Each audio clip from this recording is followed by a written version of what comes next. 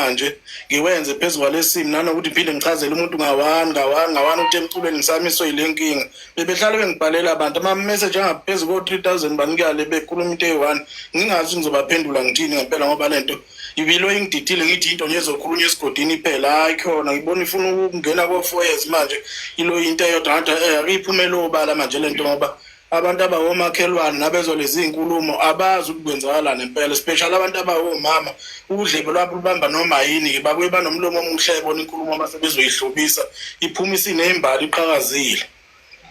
Siyabonga kakhulu. Lusanda. Lusanda. Ale shawa network le. Yeah boy. Na kahle likhuluma nawe. Ubani bathi? Yazwa khuluma. Ngithi ikhuluma nawe njengoba la ulusanda. Ya mfethu ngiyamufundela impumelelo yakho. Yeah.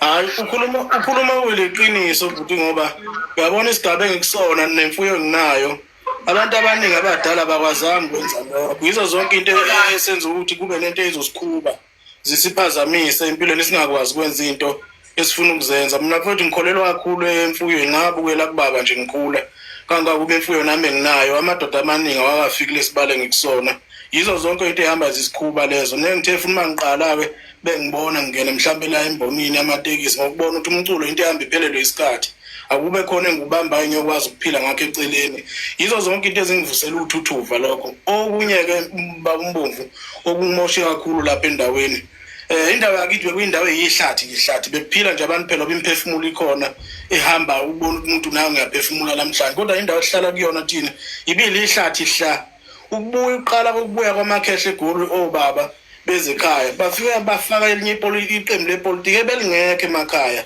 masikhuluma iqiniso iyo yonke into yasidalela ukhuvethe lokuthi abantu beshintshe besinamathele njengabantu abafaka into engafanele kube khona ezweni sale yandawo sikuyona ngaphansi kawadwane enquthu ngoba iqembu elilodwa ade libusa kuleso sikhathi namanje lisabusa belihambela nje lodwa ngakukhankazi ngenzi lutho beku-obvious nje makuyovotwa bashaya intanga wafika-ke manje babafala enhlangano-ke balungisa into ey'ningi bangena imigwaqo eminingi emakhaya kwafakwa amadiphu kwafaka iy'lepe endaweni ezayinganyukeki iy'moto kwafakwa amabhriji awelela komsinga efika ngegama likababshobeni. Lamhlanje angithi mhlawumbe sikuyobe kumukelwe iy'nkomo ezikubonga lokho bakhomsile abantu ukuthi bavele kunokuthi bebezobonga bahlangana bokuthi la abantu ababonga ngey'nhlamvu iyo into engasisiza leyo ukuqhelisa le nkinga abazange bakubonga okuhle okwenziwe endaweni engichaza ukuthi nje into eningi esilandelayo lapha nayo ipolitiki ikhona ngoba lento ike yenzeka eminyakeni cishe u4 edlule kwakukhankaswa kuzoba ukhetho lohulumeni basemakhaya ngazi ngalandelwa amafoni amabili kwathiwa bengifuna ukushayisa ikhansela ngemonto bengifuna ukushaya umuntu onye inhlangano esasikhankasa nabo ngaleso sikhathi into engenzakalile zonke ezayingabambeki engizama ukubona kwakusakhandwa lento okuyiyona nalamhlanje eqinise nginamathiseliswa ngazo ukuthi akubukale lo yamuntu ngoba kuyiqembu mina ngikulona kuleso sikhathi bangithatha bangenza ngaba umholi we-youth lapha ngaphansi kawadwane nanokuthi beyinabantu abaningi masikhuluma amagenge sikhonzene kakhulu into epolitiki buyiwe ihambe nangomngane igenge ibisiza ukuthi manje sigcina sibaningi ividiyo yethu nje ibingathintwa thina ngaleya ngokwenhlangano kwa-ANC kwividiyo esikuyona kuwadwane bekwaziwa masiya phansi iphuma iqashe lapha yavidiyo yethu ayithinteki yizo zonke into ezisilandela udlame leza kubantu abangayazi ipolitiki ngoba ngabe kumnandi namhlanje kube baqophisana ngentuthuko laba kuyibona baba-opposition kodwa manje bayasuka la bafaka isibhamu kulento. Sibonge kakhulu mfoka Khuzwayo inkosi ikubusise okugcina Sibari Nation Sibari Cabinet kanjani ku sikhona mfokamkhulu siyabonga kakhulu mfowethu kuwe Mbomvu ngokulandelela indaba yalensizwa le udlubhekele thina kumfana simaze emncane lo efika eGoli wafikela kithi umfana simaze emncane mina njengami nje impela ngijwayelene ngisho nobaba wakhe angazi ngisho unxake walomfana mina ngimaze emncane ukhulela nje phambi kwami so nje yabona nje nethalente lakhe ke nje nakimi bekubhlungu kakhulu ukuthi umfana onethalente elingaka ngoba ngicanga ukuthi lo uDlubheke uyisibonele kubafana abaningi. Mina ngokwazi umculo kaMaskandi, uDlubheke uyena umculi ofike emncane kubaculi bakaMaskandi, ufike kuyena umfana omncane. Ngicanga ukuthi sebaningi manje abafana asebengena emculweni, uDlubheke ungene emncane la emculweni, angazi ngisho nje unca wakhe. So nje ngiyajabula kakhulu makuthi namhlanje futhi ekhuluma amagama amnandi kangaka ukuthi uyabuya emculweni ngoba phela unethalente elisimanga lo mfana.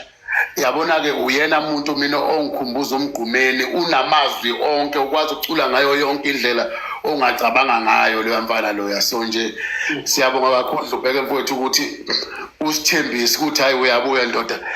Sabantu abakulandelayo thina akusho lutho ukuthi usifice sikhona la eGoli silandela abanye abantu, kodwa nje umculo wakho mfowethu siyakholelwa kuwo kakhulu. Nethalente lakho ngicela baningi abantu abafunda kakhulu kuwena nabasazofunda kuwena ngoba ngishintsha le igenge encane ngicanga ukuthi ifundo okuningi la kuwe. Uyabona nje ngoba ukhuluma ngemfuyo, ukhuluma ngamatekisi, ukhuluma ngani ukuthi ngempela umculo kakhulu akusinto ngathi yithemba lakho lokugcina ukuthi hayi ngoba ngisemculweni mina sengiyofela la. Kumele wenabe makuvela kho kuvela wenabe wenze lekusasa ngoba lasiwe kunjalo. Okunye ke nje Mnguni bafowethu ngoba phela nina nicula la phambi kwabantu bafowethu, ngicanga ukuthi njengoba sinilandela thina silandela umculo wenu. Okunye ngicela mhlambe okugcine kunakhela mhlambe isigcwagcwanyana njengoba usho nje ukuthi nawe mhlambe yizo lezi indaba zepolitiki. Angazi ukuthi bengenza kanjani bafowethu ningayiphintshi kakhulu la kwezepolitiki. Uma bekubiza bethi wozocula hamba mfowethu ucule uphume eceleni. Ayikho inhlangano mfowethu, sonke umuntu nomuntu unenhlangano yakhe, thina sikhule kunjalo. Yebo ke manje sekukhululeke wonke umuntu useyasho ukuthi hayi mina ngokuthi mina kodwa wena ezumculi baningi abantu abafunda kuwena ababheke kuwena. So inzondo yamanje sisuka ngobala nje ngokuthi siyazi ukuthi uDlubheke uhamba naliphi iqembu, uthola ukuthi mina ngihamba neqembu eliphikisana nalelo hamba nalo. Iclash siba khona uthola ukuthi manje kugcine ngempela kuhambe kuze kufike lezimo lezi ukuthi kuze kuphazamiseke ngisho umculo wakho ongahlangene nepolitiki ngoba nakho wena uhambe wazi wagamanxa kakhulu eqenjini. Kanti iqembu ngisho kuthiwe la sendaweni aliqashe malidinga usebenze uphume uyibuyelele ekhaya, nelinye kusasa malikubiza kuphinde likuthole. Ungabi kunzima ukuthi uma kade uqashwe i-IFP ithi inkathi hayi thina sisamsebenzisa uDlubheke ngoba uyi-IFP. So abafowethu kuhle nje mangabe niphambili nisebenza, kodwa hayi ukuthi nize nigxile kakhulu lokho kuzonenza ukuthi nigcine sengathi nicheme namanye amasayidi. Uyayibona futhi lento oyishoyo ungakangeni iDlubheke ngicela uku-eda kuyona. Ngangikhalelwa uSigwebo Sentama, naye angeke ngisho okweqembu, angifisi futhi uphinde uyibandakanye mfo kaMnguni neqembu lezepolitiki. Njengoba ngiye ngithi ngiwu-clean governance, wena njengoba uwumuntu okwezikaqeda isizungu, bonke abantu bangabakho bawo wonke amahlela noma amaqembu ezepolitiki, ngoba ngisho isonto akulula ukuthi waziwe ukuthi unale number plate emabandleni. Kufanele kuwahloniphe wonke, ube neutral. Kahle kahle nje mangabe unayo into yobulunga benhlangano yepolitiki, mina bengingaphakamisa uyidabule leyo nto, uphume nje kuleyo nto. Wena la uqashwe khona ufike ucule uhambe ekhaya. Amaqembu ungabi nale lakho, wathande nje wonke amaqembu ezepolitiki. Ngisupport into esho ubaba la ngezansi, ngisupport kakhulu. Ngicela uyithathe uyifake kuwena, ungayihlanganisi namaqembu ezepolitiki. Ngiyabonga kakhulu amagama kuyethiwa igama hlula elinye. Masha kakhulu amagama asho umhlonishwa. Ngiphinde ngibonge nawe wakho uMbomvu njengoba ngeke ngachaza ukuthi ukukhula kwethu kuleya ndawo nento enza ukuthi mhlambe sigcine singena kwipolitiki kwangasi inhloso ukuthi kube ipolitiki kazwelonke, kwakuyipolitiki ewadiyethu esikuyona ukukhathazeka ukuthi akwenzeki lutho.